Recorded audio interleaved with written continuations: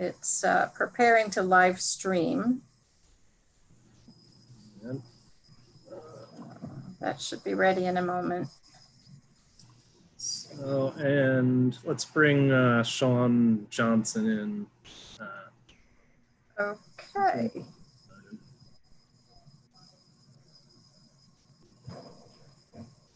Wait a minute.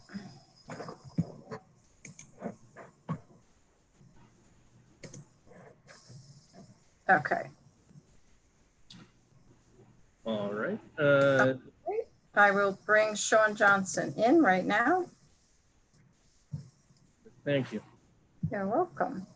And we're going to begin tonight's workshop with a couple of interviews for the Recreation Commission. There's a vacancy.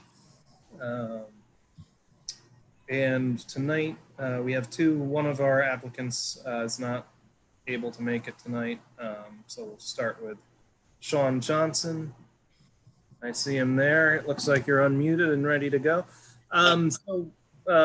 Sean, welcome. Thank you for applying for this position. I guess, basic questions we ask everyone are, what motivated you to want to join the commission, and what do you think you bring to the commission that'll be useful? So, hi, welcome. Good morning or good evening. It's been a long day working. So, yeah, it just sounded interesting to me. I mean, I'm pretty active, live a pretty active lifestyle. I have two kids that are teens now, between youth athletics, between using the nice resources of the town for the last at least 20 years, with the family always in mind, always been impressed by the level of options that we can utilize here in the town. So, and then it has to be difficult and challenging to sort of keep that level of options for everybody to use in the town. So that's what brings me here. I just would love to be part of that any way that I could. I do have some experience, work experience in committees. I work at Blue Cross Blue Shield of Rhode Island, and do committee work there. Know lots about policies, procedures, what makes things change, things, approvals, levels of effort that it takes to do the right thing, follow regulations. Very good. Thank you, Sean. So any questions for Sean from other council members?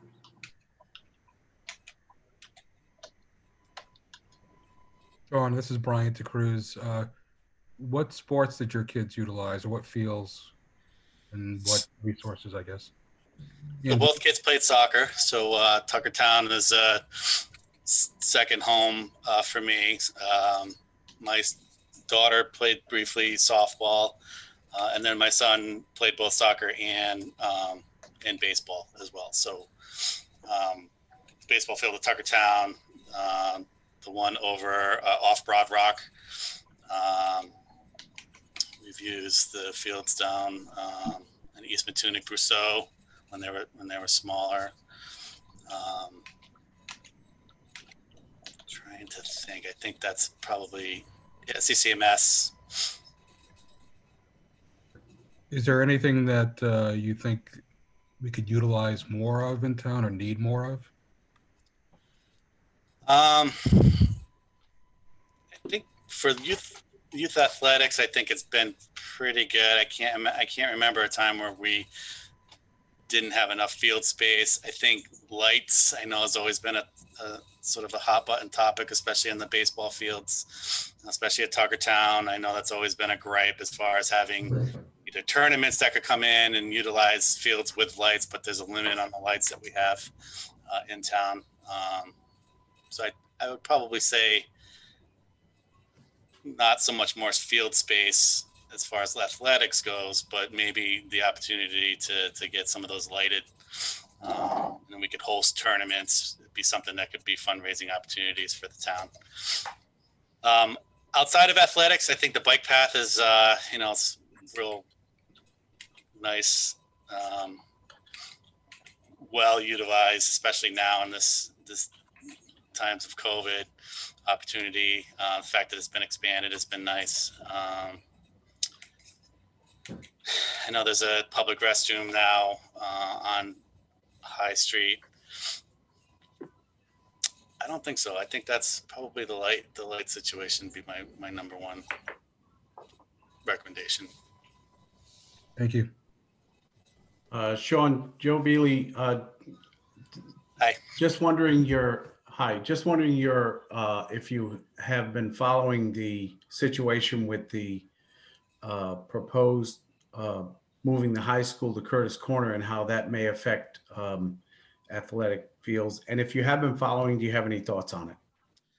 So I like the idea of the high school moving back to Curtis Corner just because of the fields that are there. I mean, I feel like that would be a nice open space for the athletics. It's not a separate, it's all part of one area.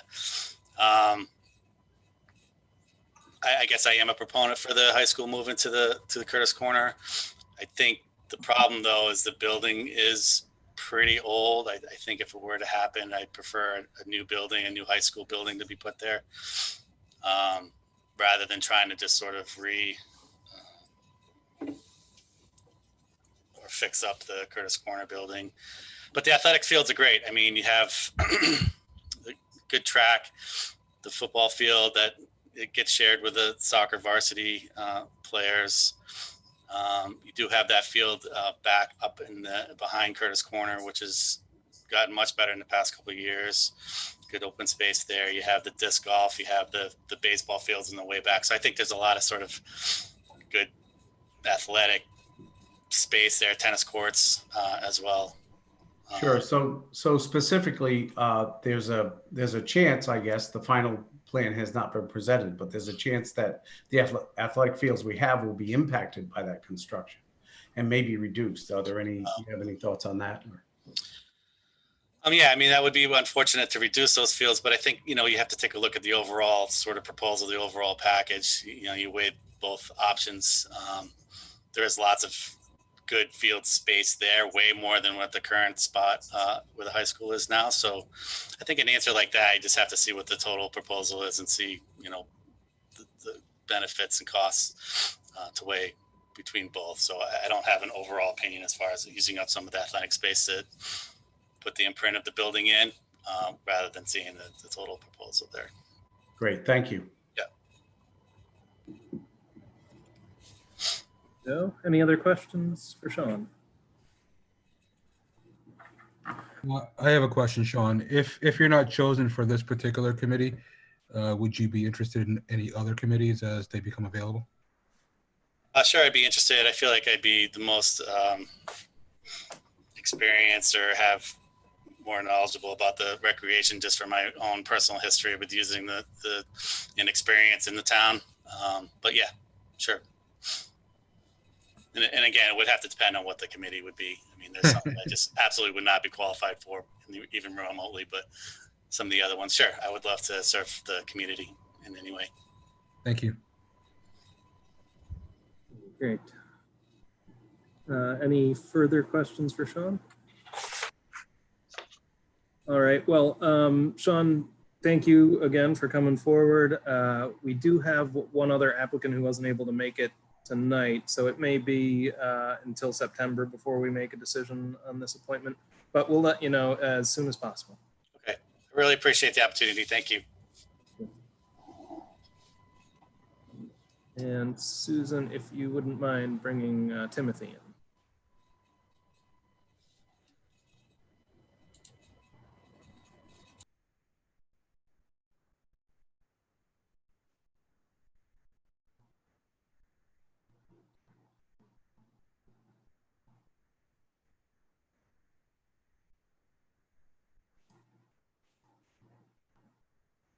All right, there he is.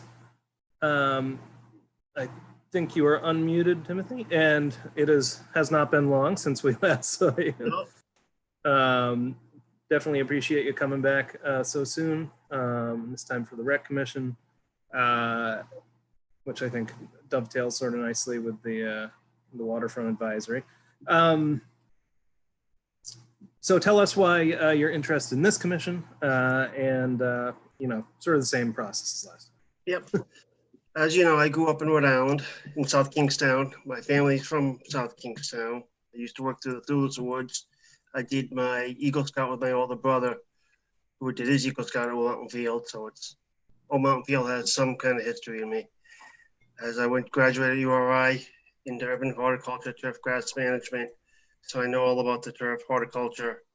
Went back for environmental science, took classes there, and then I graduated. Not graduated, I'm sorry. I started working for the government 6 years ago. I've done work for the Park Army Corps engineers, 2 tours in the Navy as a gardener. I now work for the Coast Guard, and I manage the athletic fields they have there. So keep them ready for the games and everything. So it's just one of those things. I've done horticulture. I enjoy what I do. To me, parks are very important. Same with the athletic fields. Great. Thank you. Questions for Timothy?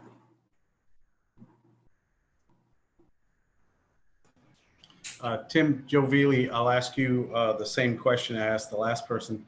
So there's a potential impact to the athletic fields that are at Curtis Corner if the new high school is built there. So the impacts, we haven't seen the final plan, but the impacts may mean that we have less athletic fields at Curtis Corner. Do you have any thoughts on that, or have you followed that at all? If you have, can you weigh in? I've followed a little bit about it. I've seen some things on the Facebook. When I went played football and track at your South Kingstown, I used to always travel to the junior high, which was kind of a pain. It's easier to have them in one spot. Track, it's just easier for the students because some don't always drive, and it's just easier that way.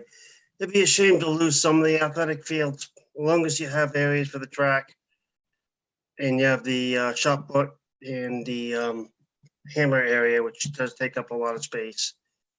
And you also got a lot of, when I was playing football, you always competed with space with the soccer team. So you had to work around it.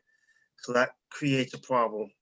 And you never really can play on practice on the football field because you don't want to damage it. So you don't want to lose a lot of space on that aspect. Great. Thank you, Tim. Yep.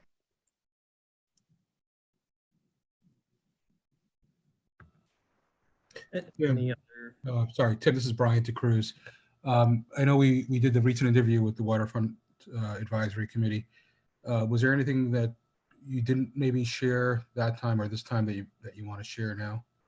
I just been working. I did organic landscaping for the 20 years and for myself. That's right. And I've been doing horticulture probably since I graduated college in '93 and the year towards my master's.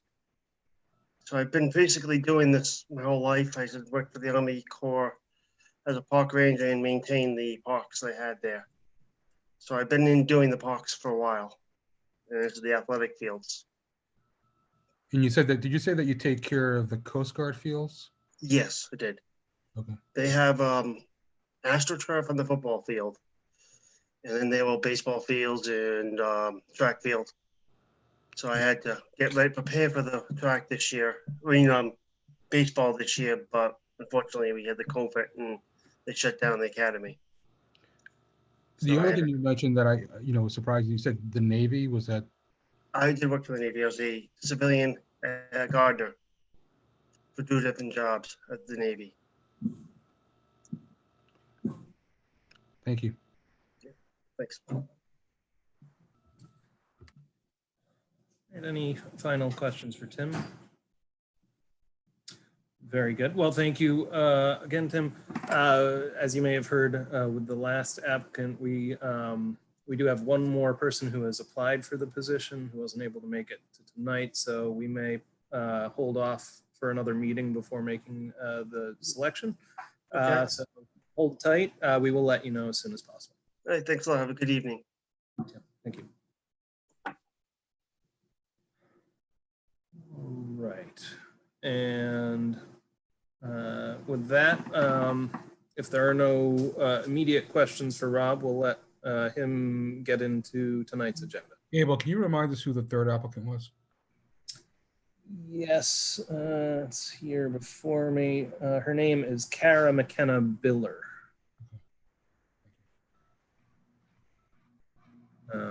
I guess there was a tragedy in the family and wasn't able to make it.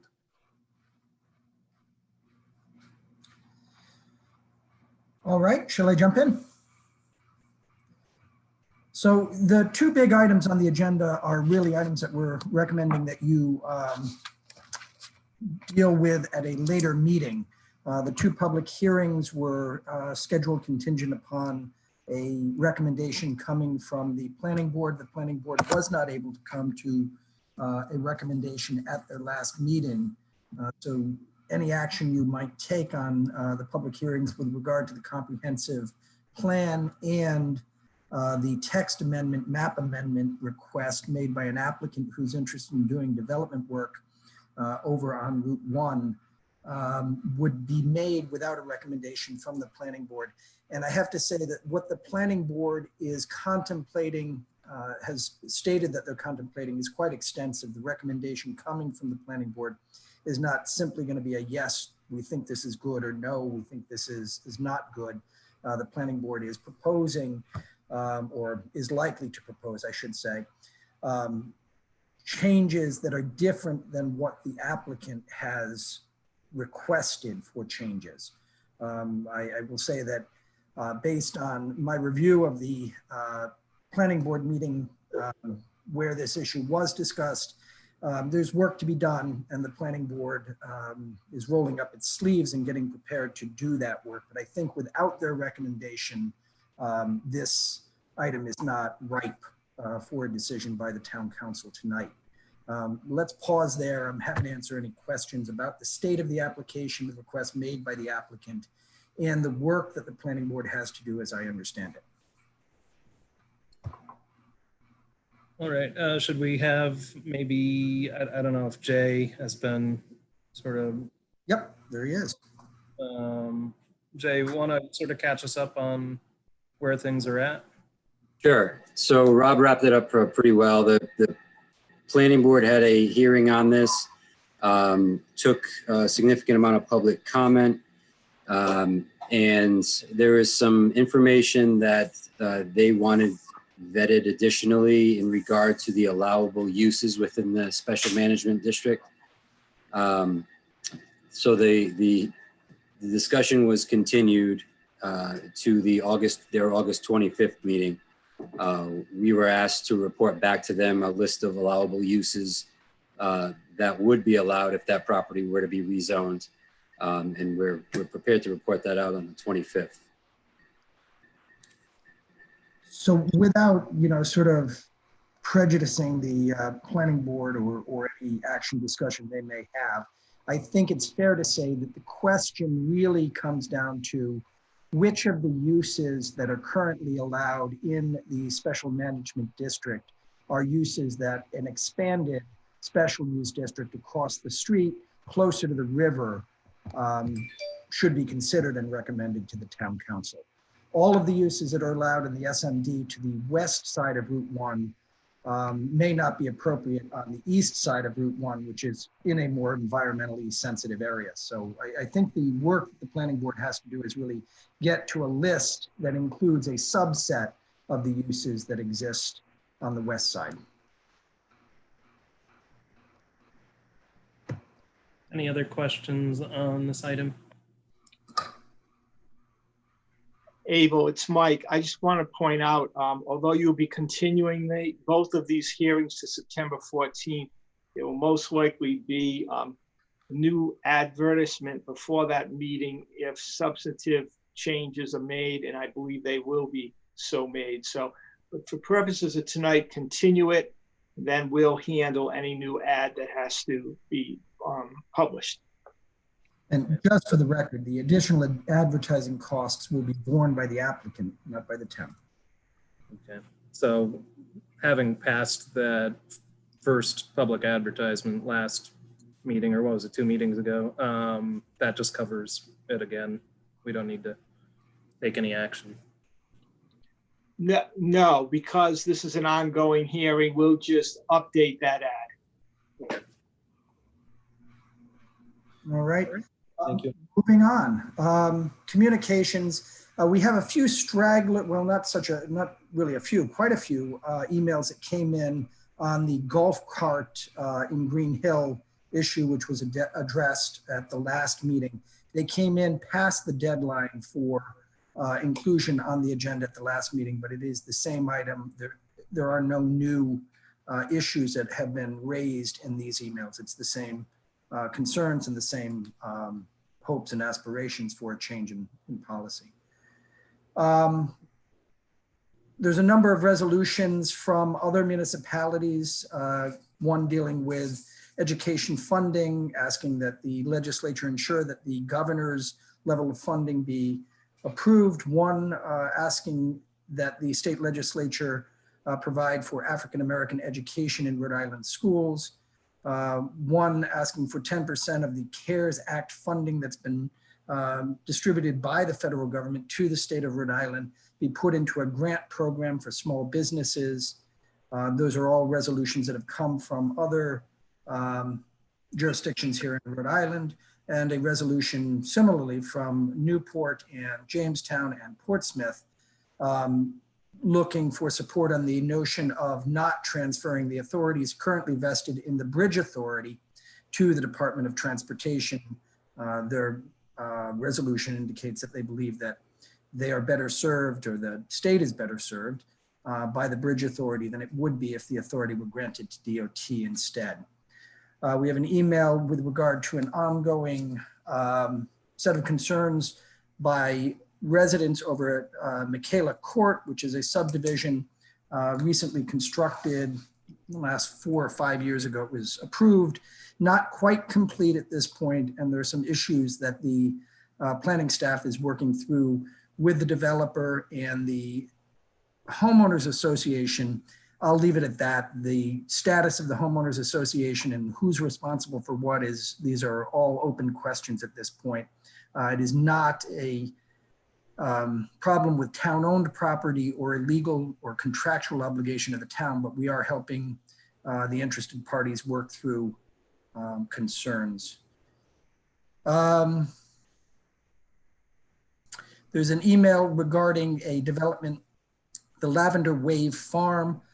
This is a email that was sent to the planning board, CC'd to the town council. It is properly before the planning board, and I'd suggest that it's appropriate to leave it there until the planning board has had the opportunity to address the concern directly. We have an email, a letter requesting a moratorium on new building permits based on the assertion that since we don't have enough water for the structures that are currently already built in town, we should not be adding to the water usage burden and not permit continued construction.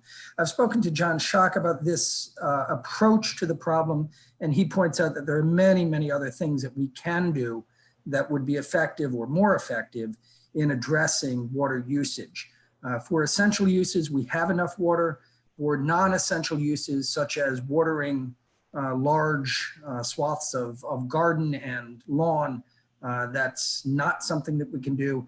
And there is also probably a lot to be done in terms of capturing rainwater and irrigation that do not draw on potable water supply. So we understand and appreciate the concern expressed here. We would suggest to the council that this is more than we need to be doing at this point in terms of actions. And we think that there are other actions that we should be engaged in before we go to the dramatic step of putting a moratorium on all construction. New business. A resolution authorizing the town manager to execute National Grid Energy Initiative applications for LED lighting retrofitting projects. This is a program that we've participated in before. This allows us to upgrade our lighting. In fact, town hall lighting was recently upgraded under this program to go from our fluorescent light bulbs to LED light bulbs and pay for the retrofits off our bill. So the reduction in our energy cost is recaptured by National Grid to pay for the upgrades that were done on our behalf. That's a nice way to do these projects because there's no money out of pocket. We don't pay a premium for it. We don't pay interest on it. We simply get the benefit. This is because Grid has been given money by the PUC to do this sort of intervention. It works very well for us, and we've got 3 more buildings that we can get into the program, and we're recommending that we do that. So Rob, the only thing I would add to that is that the money comes from all of the ratepayers as well. So That is correct. That's where the grid gets their money from a fee that is tacked onto everyone's electricity bill. That's correct. Statewide, not just here in South Kingstown. So it's one of those cases where if we don't take advantage of the program, somebody else is taking our money to do the program in their jurisdiction.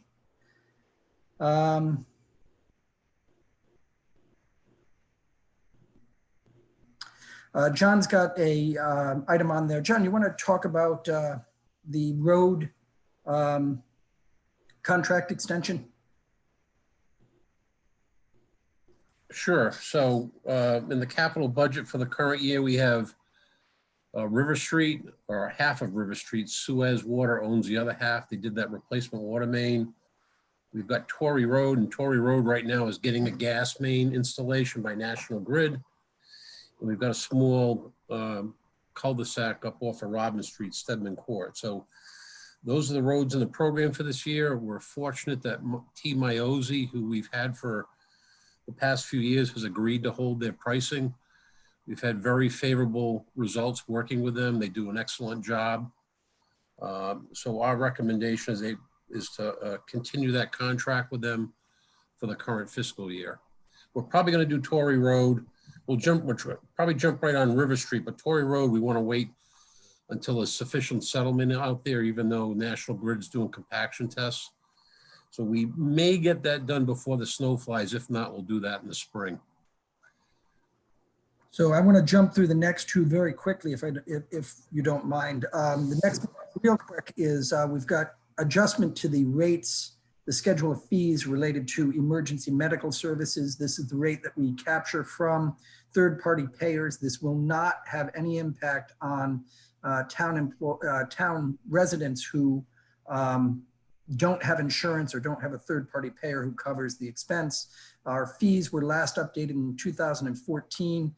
The billing agency that we're working with has recommended that we adjust those fees. The memorandum associated with this request indicates where we are in terms of our current rates, the rates in Narragansett, and the rates for the state of Rhode Island. We are coming in line with everybody else's rates. We're not going above them. And finally, the last item, which is a little bit complicated, which is why I wanted to rush, because I want to give Terry the chance to explain what we need to do here with the beach rake. We are experiencing a very high volume of seaweed coming onto our beach. This year, the beach is one of the few refuges for people to go to. Crowds are really enjoying the beach this summer, but the seaweed has been a major problem. In order to deal with that, we need to get a piece of equipment, which is quite expensive, but we don't have the revenue to do it all as a purchase right now. We're gonna try something clever, and I'll let Terry talk about it. Thanks, Rob. Just quite quickly, we had budgeted for a surf rake beach grooming machine in the capital budget. We do have $60,000 in the capital budget for this machine for the beach. This is a planned expenditure. What I am proposing in this memorandum is to be able to rent a machine for the month, the final month of the summer, along with a tractor, a large tractor to pull the machine from H. Barber and Sons in Naugatuck, Connecticut. They will apply the rental of the machine to the purchase of the surf rake. I'm proposing that the council take that under consideration in approving a purchase of the machine through a public procurement master price agreement, which is detailed in my memo. The only item that was not on as a proposed resolution was the rental, which was I amended the the memo after Susan had put the agenda together. However, if you look on the memorandum, there was a separate resolution about the rental in order to include the tractor. What I'd like to propose is combining those two resolutions into one so that both can be approved tonight and we can get a machine on the beach as soon as this week to start to really remove some of that seaweed. And it does come and go, but I will tell you that this season has been particularly challenging. We've gotten the regular emails and phone calls. That's not the reason I would say rush into approving something. On the other hand, we're using a master price agreement. It is a good price for the machine, and it's the only game in town as far as I'm concerned in terms of what type of machine we would want to use to do this type of work on the beach. Narragansett uses the same machine, Newport, and the manufacturer happens to be in Naugatuck, Connecticut. Yep. Narragansett recently loaned us their machine, drove it down Route 1. It was a bit of a traffic hazard in my view. Did a phenomenal job though. I mean, just drove up and down the beach and cleaned it impeccably. It was just amazing.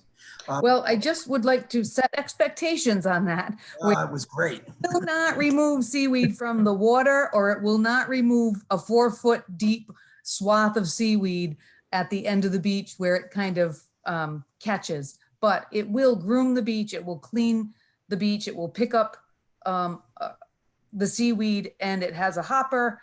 It takes up to 3,000 pounds of seaweed in one in one go round. And ultimately this is the machine we need to really maintain the beach to a level that the expectations are there now. And certainly this season just magnified it because we're being, we're compared to other beaches, and we All right. want to do the best job that we can.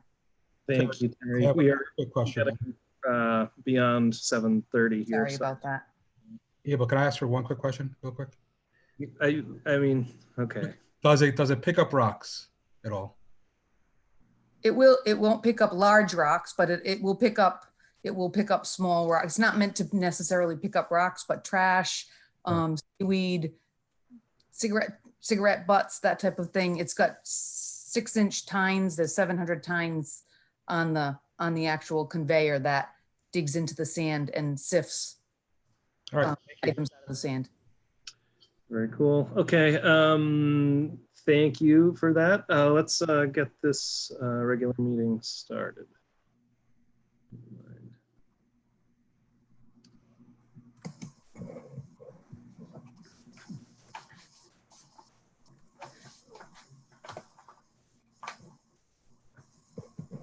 Let me know as soon as we're ready. Anytime you're ready. All right, very good. Welcome everyone to this meeting of the South Kingstown Town Council. It is Tuesday, August 11th. The time is 7:33, a little bit of a late start. But our first order of business, as always, is the pledge to the flag. Susan, you wouldn't mind leading us again? I wouldn't mind at all. I pledge allegiance to the flag of the United States of America and to the republic for which it stands, one nation, under God, indivisible, with liberty and justice for all. Thank you for that. And will you please take the roll? Well, Council President Collins. Here. Council Vice President DeCruz. Here. Councilwoman Kelso. Here. Councilman McEntee. Here. Councilman Veely. Here. All members are present this evening. Good. Item 4 on the agenda is the approval of minutes of previous meetings. Rory McEntee, I'll make a motion to approve 4A and B. Deb Kelso, second. We have a motion from Roy, second by Deb. Is there anyone opposed? That motion carries. And that brings us to the consent agenda. Motion to approve the consent agenda, item 5. This is Bryant. I'll second that. Motion from Deb, second by Bryant. Any discussion? Anyone opposed? Okay, and that motion carries as well. I forgot to mention, we are, of course, doing this as a Zoom meeting once again, so not everyone is able to see us here on the screen if they're calling in via their phone. So if we just identify ourselves as we move along through the meeting, that will help everyone know what's going on. All right. All our licenses were on the consent agenda. Item 7 are our public hearings tonight, 7A and B. As it happens, we have not gotten recommendations from the planning board in relation to either of these public hearings. So I think it would be in order for us to continue these to the next meeting if I hear that motion. Or Rob, did you want to say anything about? No, again, I think you're exactly right. I think the planning board is just got to meet one more time, meet with the developer and work through a couple of issues. I don't see this necessarily being a long, drawn out process, but I do think that it's going to require input from the planning board. Rory McEntee, I'll make a motion that we table these public hearings or continue them on the September 14th meeting. Debbie Kelso, I'll second that. We have a motion from Rory, a second from Deb. Any discussion? I just have a quick discussion. I noticed in the attendees list, there's, I believe the developer is in the attendees list. And then we have a person who raised their hand from the general public. That is actually the attorney representing the applicant. If you want me to bring any of these people in, I will do so. Mike, can we do that or no at this point? Well, you're continuing the meeting and you haven't opened the public hearing, so we really need to wait until the 14th. I will also note that members of the public who called in today were advised that this item would be continued.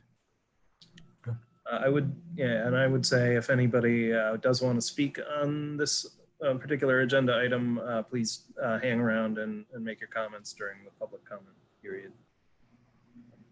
But yeah, any further discussion on this motion? All right, seeing none, I guess we can take a roll for this. Okay, so the motion is to continue the public hearings until September 14th. Council President Collins. Aye. Council Vice President DeCruz. Aye. Councilwoman Kelso. Aye. Councilman McEntee. Aye. Councilman Veely. Aye. The motion carries unanimously. Thank you, Susan. Item 8 on the agenda is communications. 8B is a resolution adopted July 1st, 2020 by the North Smithfield School Committee in support of General Assembly Bills H7575 and S2711, and a resolution adopted July 20th, 2020 by the North Smithfield Town Council in support of General Assembly Bill H7171 relative to support of public education. We've received them. Would we like to do with these?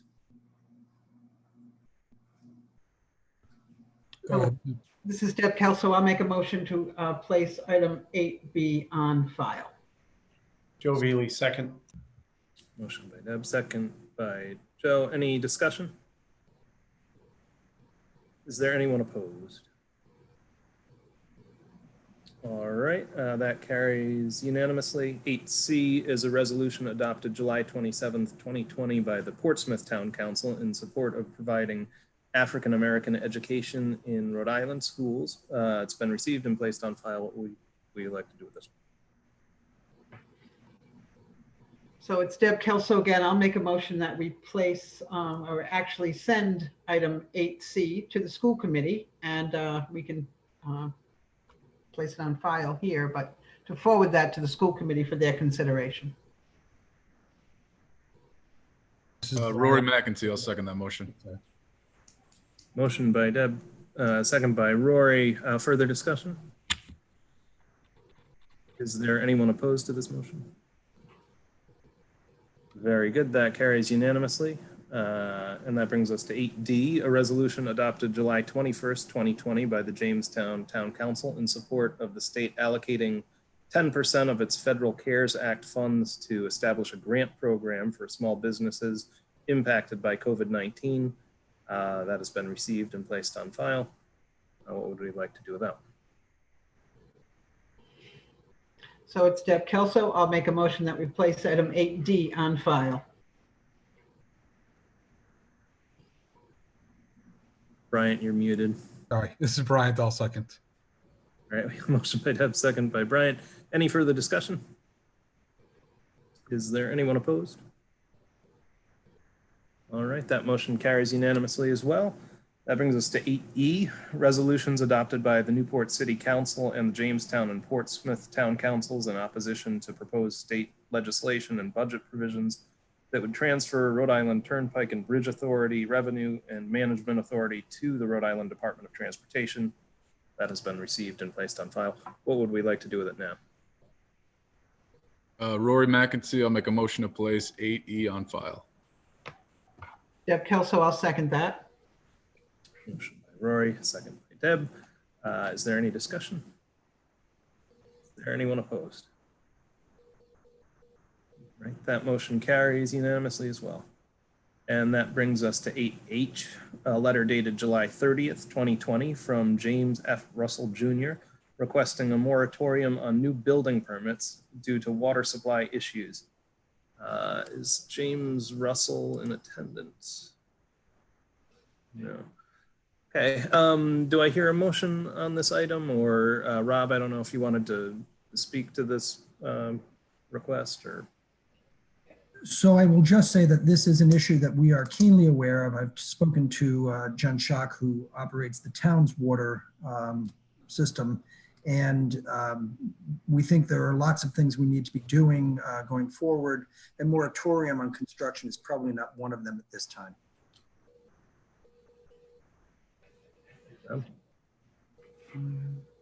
So this is Deb Kelso. I'll make a motion that we place item 8H on file. Joe Veely, second. We have a motion from Deb, a second from Joe. Any further discussion? Is there anyone opposed? All right, that motion carries unanimously as well. And that brings us very quickly to item number 9 on the agenda, which is comments from interested citizens. If you would like to speak now, you can click that raise hand icon on your screen. If you are on your phone and trying to access or raise your hand, press *9, and we'll take whoever raises their hand first in order. Is there anyone who would like to speak?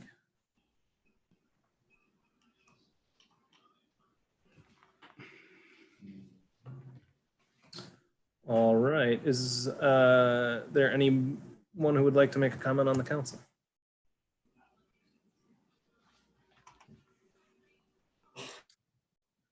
This is Brian. I'll make a quick comment.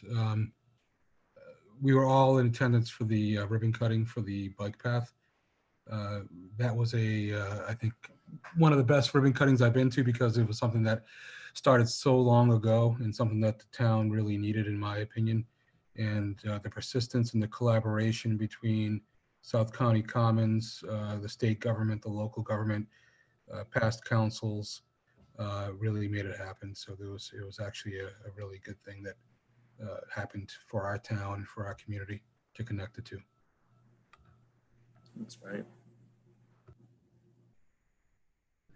All right. Seeing no other comments, I would just make a note for everybody watching. There has been news recently that the census is going to be somewhat limited this year. They're going to stop the outreach efforts a month earlier than they were expecting to in terms of door knocking. So it's really going to take a lot of sort of proactive involvement by the public to make sure the count is accurate for this census. So I want to just encourage anybody who's watching to, if you haven't submitted your census form, to do that. Respond to anybody who might be knocking on your door and asking for that South Kingstown has a lot to lose if we don't all respond, of course, but you know, that goes for every city and town in Rhode Island and across the country. So hopefully everyone has already filled out that form, and I'm preaching to the choir, but if not, take note. So Abel, if someone might have thrown away or lost the form, they could go onto the internet, correct? That is true, yes. Some Google Census. Census.gov, I think, but it's not in my mind. Actually. But Google leads us everywhere. All right. Any further comments from council members? All right, very good. That brings us to the town manager's report. You are muted, Rob. Mute. Unmute. So if you don't mind, I'd like to just share my screen and we'll get into the flag report. Are we seeing my screen at this point? Yes. All right. Just in terms of state aid in support of municipalities, the reports we're receiving are still not great, but they're not horrible yet. We're still looking at an anticipated reduction in state aid related to hotel, meal taxes, and beverage taxes, about $480,000 off of what we had budgeted. That is an issue. We are adjusting our hiring program primarily in order to make sure that we're not going to run out of money. But again, you know, we're not hearing any more tremendously bad news. It looks like that may be the extent of it, at least for the near term. Zach, our finance director, is putting together a more routinized report. We're only a little bit into this fiscal year, so we don't have a month's data that we can report to the council. I will point out that the tax collection based on observations, not based on the final 30-day count, of course, look good. We seem to be in fairly good shape. The rate of tax compliance seems to be high, as it typically is in South Kingstown. And things seem to be going reasonably well. Reports from each of the departments that generates revenue are coming in. I don't have again, a 30-day report that I can give the council, but the preliminary indicators are pretty good. Building permits have not been dramatically reduced. We're not seeing significant reductions in many of the fee generating programs that the clerk's office manages. It isn't business as usual, but it has not been the floor hasn't completely dropped out of any of our lines of business. COVID containment, there was an executive order that I put out just before the hurricane / tropical storm made its way up into our neighborhood, prohibiting hurricane parties. And this was really in response to some of the parties that we're seeing in Florida and the Carolinas. We have them up in New England as well. They can be a lot of fun, but it's also an opportunity for infection to spread. So we've underscored the fact that the governor's current executive order prohibits groups of more than 15 people, and you shouldn't be getting together for a hurricane party if you're more than 15 people either. We are contemplating a new step here in South Kingstown. We're contemplating giving vests to town employees and having them walk around in high density areas, places where people congregate downtown, the beaches, and the vests would read COVID compliance official. The idea is to just hand out masks, more of an ambassador approach to things, but just keep, the awareness up as we come into the last few weeks of summer. So those vests are being, we're actually still researching who's going to be able to give us the vests cheaply enough and quickly enough. But I anticipate we're going to have folks in vests out and about in, again, parks and places where people have been congregating. Fall winter operations are still very much up in the air. We've seen an uptick. It's not been very dramatic, but we've seen an uptick in Rhode Island generally, and some uptick here in South Kingstown.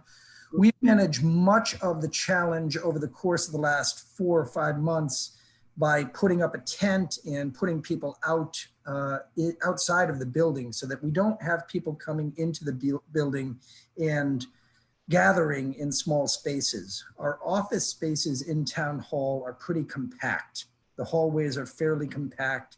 It's a real challenge to try to get 4 or 5 people into any of those spaces without their violating the social distancing rules. We've managed that so far by, again, putting the tent outside, having people fill out the forms on our lawn and drop it into the drop box. As we get into fall and winter, that's not going to be a viable solution for many of the services we provide. And we're looking for a way to, again, maintain social distancing, but continue to maintain the full range of services that we provide. So it's a bit of a challenge.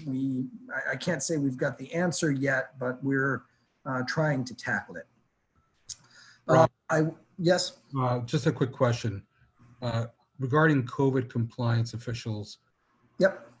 What are you thinking in terms of employees? Who would that be? So I don't want to prejudge who they might be. They could be town employees who are part-timers. They could be folks who are, for example, one possibility would be the constables. They could be anybody who's in our system, who's been vetted, who we don't have a concern about sending out to engage the public.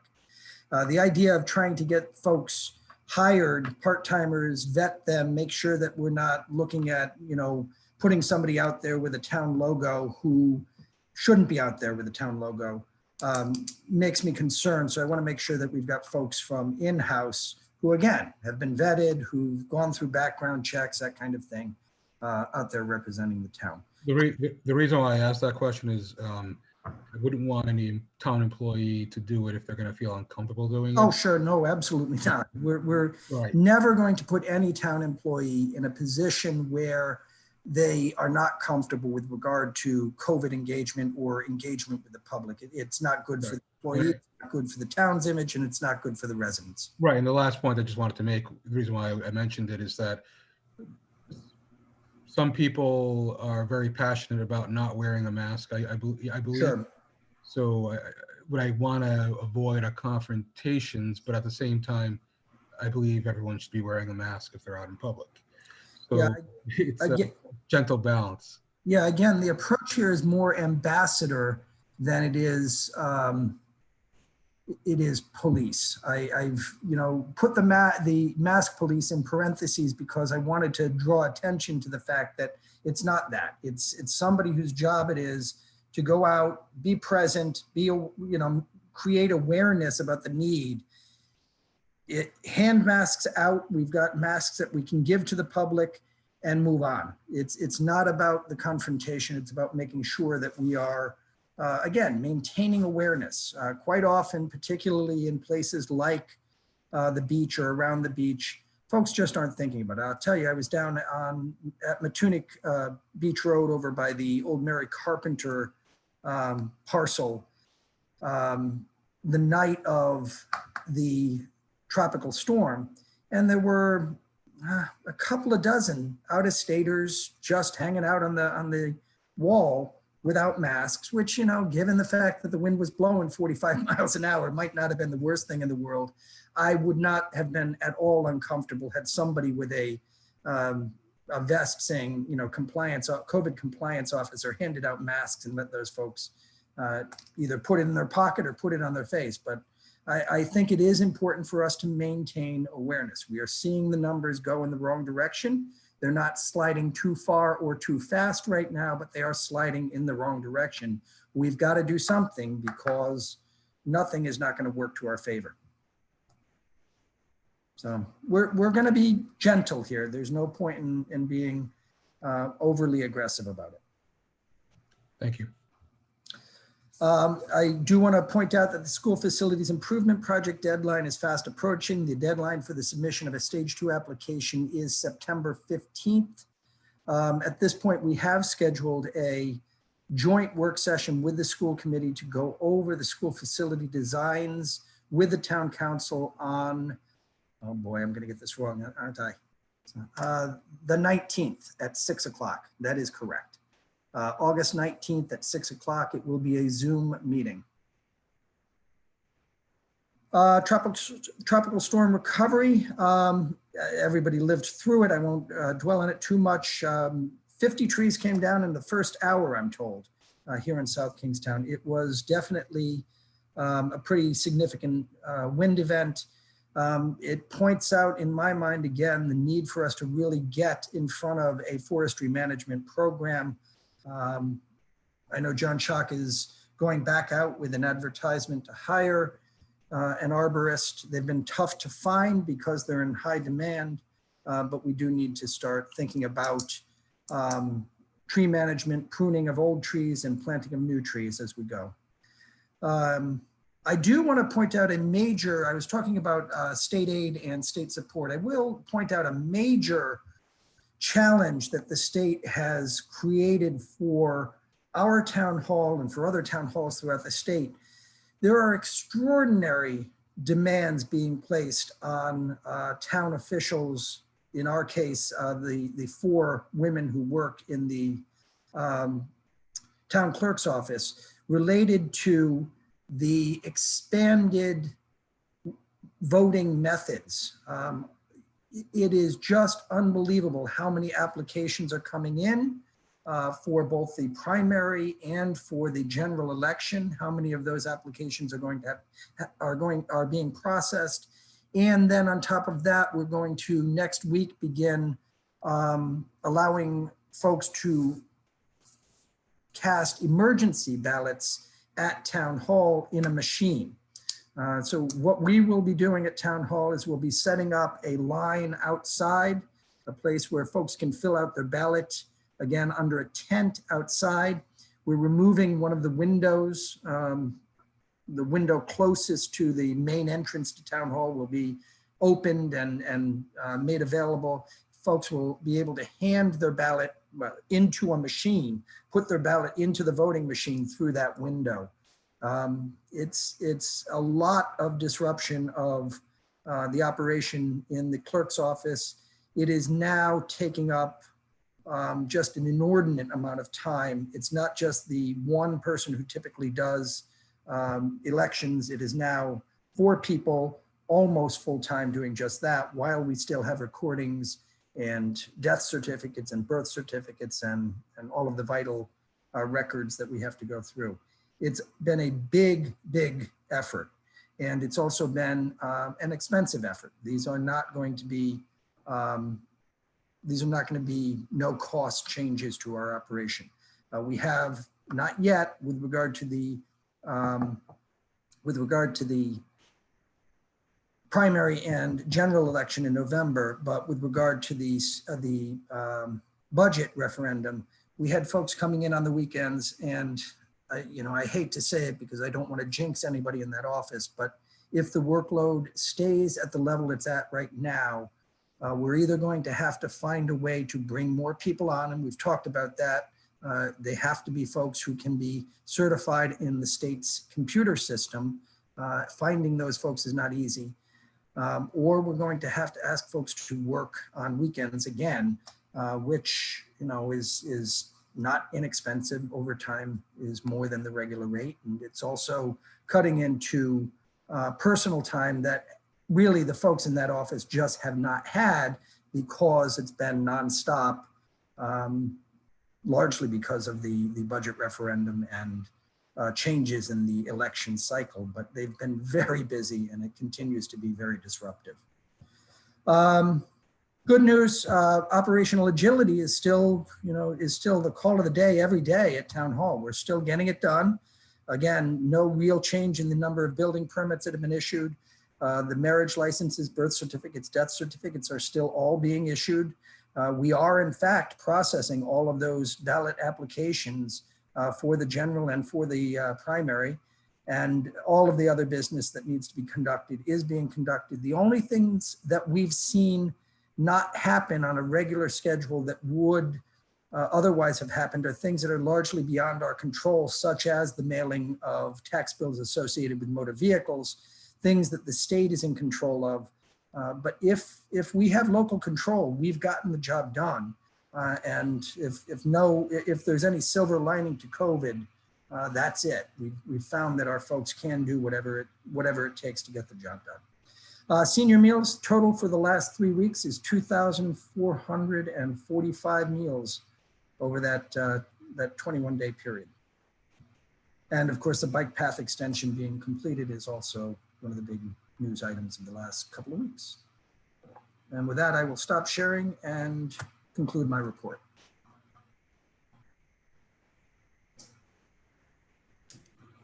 Thank you, Rob. Was there anybody who had a question for Rob? All right, that brings us to item 11 on the agenda, which is appointments.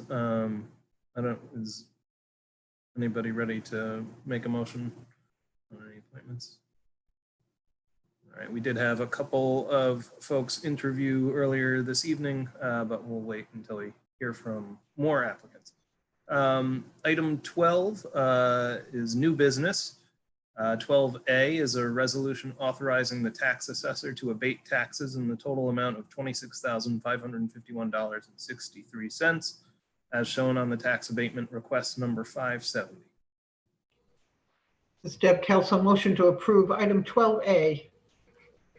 Joe Veely, second. We have a motion by Deb, a second from Joe. Is there any discussion?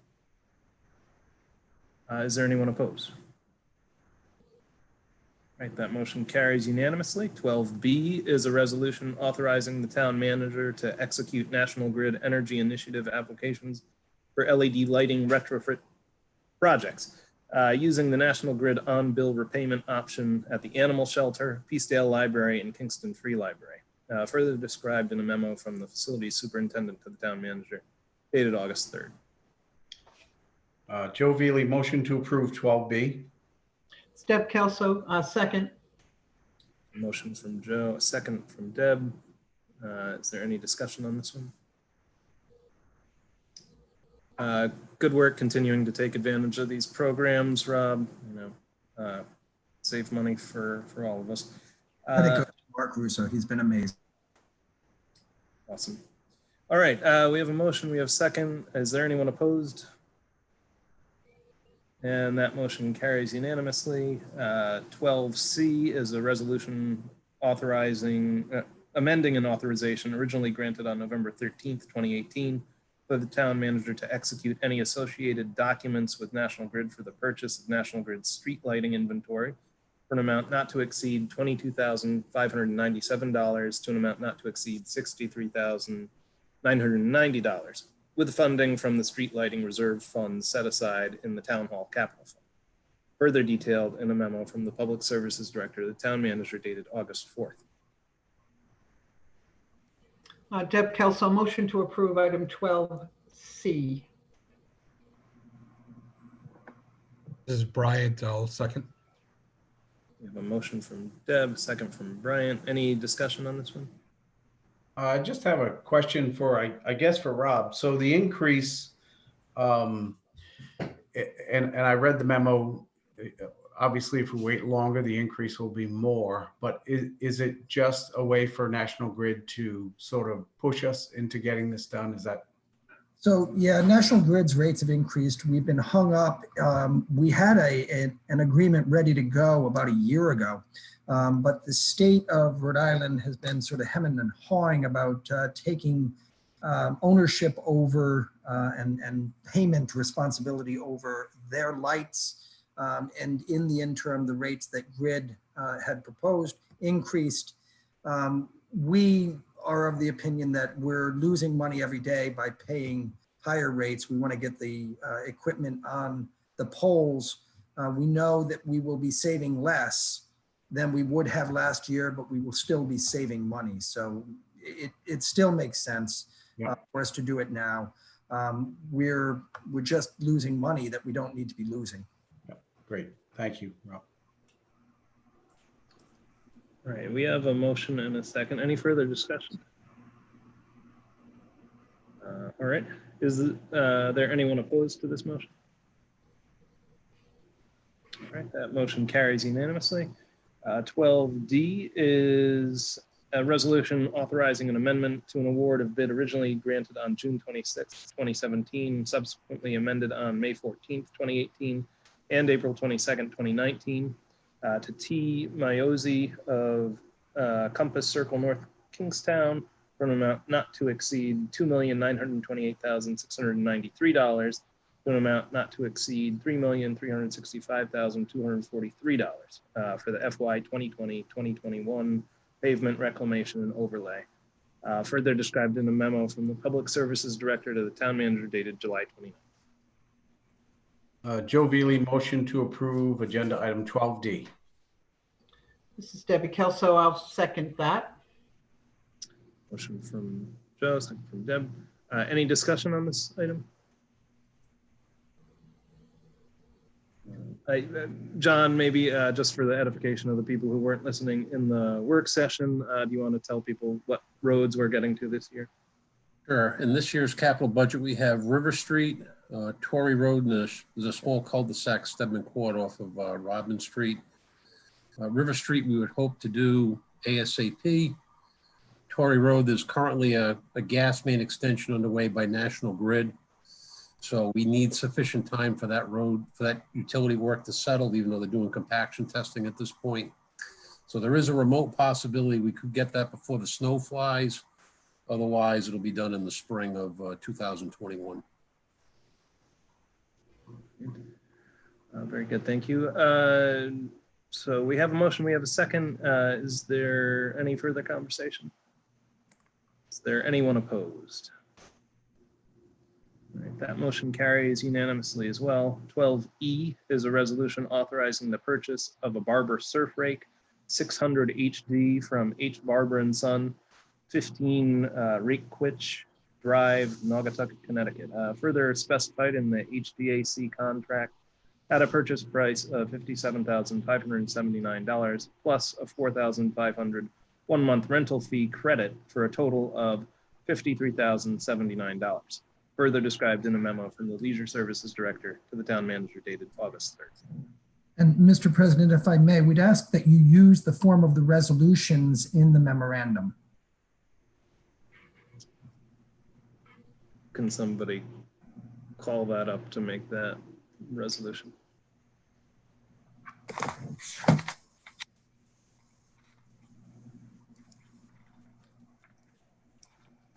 Rob, would you like me to read Terry's suggested combination? Yes, please. Resolution? Okay. That's great. A resolution authorizing the rental of a Barber surf rake 600 HD and tractor for a 1-month period from August 12th through September 12th, 2020 for a total of $7,995.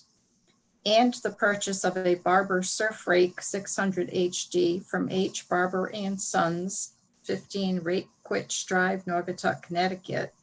And as specified in the HGAC contract, RH08-18 for a purchase price of $57,579 plus a $4,500 1-month rental fee credit for a total of $53,079 as further described in a memorandum from the Leisure Services Director to the Town Manager dated August 3rd, 2020. Joe Veely, I'll move approval of the resolution as presented by the town clerk. Debbie Kelso, I'll second that. Motion by Joe, second by Deb. Is there any discussion on this? Is there anyone opposed? Very good. That motion carries unanimously. And that brings us to 12F, resolution establishing the following fee schedule for emergency medical services effective September 1st, 2020, and amending the town's schedule of fees as further described in a memo from the Director of Emergency Medical Services to the Town Manager dated July 30th, 2020, and entitled EMS Billing Transport Fee Review and Proposal 2020. There is a long list of services there with dollar figures next to them. I will not bore everyone by going through it all line by line. Do I hear a motion? This is Bryant. I'll make a motion to approve item 12F. Debbie Kelso, I'll second that. Okay, Joe Veely, just a question, I guess, Rob. Earlier, I think we determined that we had not raised or looked at these rates. Maybe we have looked at them. We haven't raised them in a number of years. Some of them, it's a substantial raise, and I get that it's the third-party payers. It's not the local residents. But I wonder if we look at them more frequently, if there wouldn't be such a substantial increase. Just a thought. Yeah, no, I think that's a fair observation. It's been since July of 2014 that the rates have looked at. You're right. If we look at them more frequently, we're not going to get out of adjustment with our peers in Rhode Island, or certainly even the folks here in Southern Rhode Island. Our rates are different. They're lower than our peers, and they shouldn't be. They should be addressed on a regular basis. One of the things that happened last year that I'm very happy about is we went out and we found a different vendor for our billing.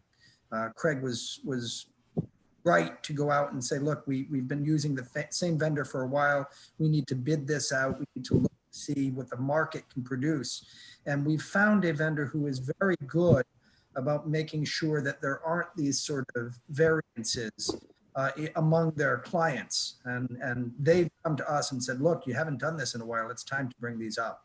So I'm very happy that we've got an outside vendor who is proactive and making sure that we're not finding ourselves with 6 or 7 years of unadjusted numbers. I think Craig made the right call to find somebody with the skill set and the inclination to look at this thing as a business rather than just as an administrative function.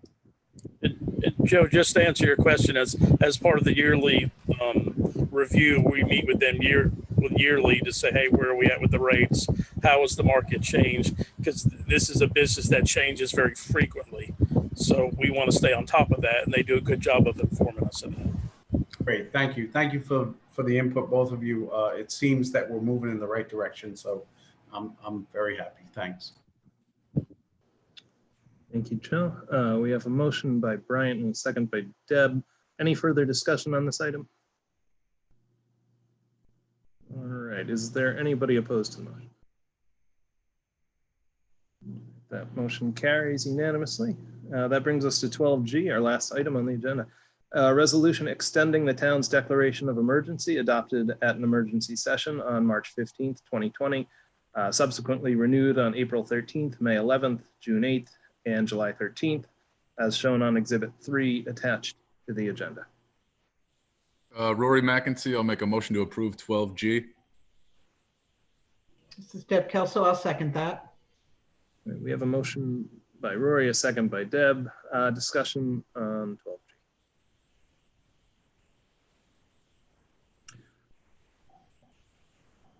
No? Well, all right, I'll make a comment. So in the spirit of consistency, I will again vote no. I will voice that I have not been unhappy with the decisions that have been made. I think that good judgment has been used, but I will remain consistent. Thank you. I appreciate that, Joe. All right, any further discussion? All right, will the clerk please take the roll? Council President Collins. Aye. Council Vice President DeCruz. Aye. Councilwoman Kelso. Aye. Councilman McEntee. Aye. And Councilman Veely. No. The motion carries 4-1. All right, very good. That brings us to the end of tonight's agenda. Do I hear a motion to adjourn? Joe Veely, motion to adjourn. Bryant, second. Motion by Joe, second by Bryant. Is there any discussion on this thing? I will note that it is 8:14, so congratulations to all of us. Do I see anyone opposed? All right, that motion carries unanimously. This meeting is over. Thanks, folks. Good night. Good night. All right.